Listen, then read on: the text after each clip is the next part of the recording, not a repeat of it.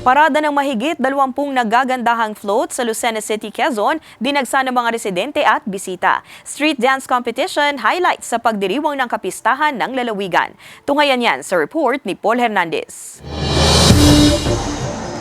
Itinodo ng mga taga-Quezon ang saya sa selebrasyon ng Nyugyugan 2023. Busog ang mga mata sa mahigit 20 dambuhalang floats na hitik sa dekorasyon ng ipinagmamalaking produkto ng lalawigan, ang nyog at iba pang agrikultural na produkto. Masaya po, very overwhelmed na ganun po ka-talented ang mga Pilipino, especially Quezon. Oo, sobrang ganda lahat.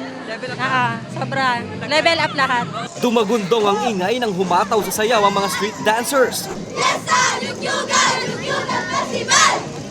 Makukulay ang costume mula headdress hanggang sa props.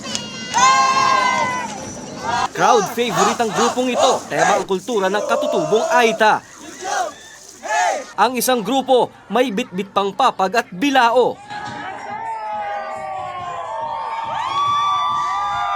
Kung nasa puso mo ang pagsasayaw, ay talaga namang iba ang hype o ang gigil. Masaya po at nakakagalak sa aking puso na nakakagalak pong sumayaw ngayong araw na ito. Sa tala ng Tourism Office ng Quezon, mahigit 200,000 na turista ang bumisita sa lalawigan. Sabik sila dahil 3 taon na walang nyugyugan dulot ng pandemya. Sentro raw ang pagpapalakas ng mga local products para makabawi sa mga nawalang kita ng bawat bayan. Nag-offer kami ng mga packages.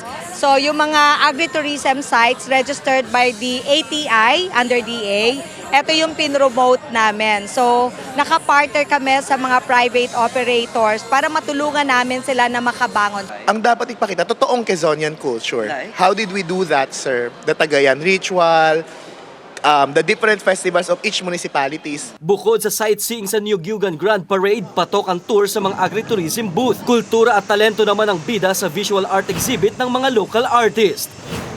Kasama si Buhay Adante Jr., Paul Hernandez. Balitang Southern Tagalog.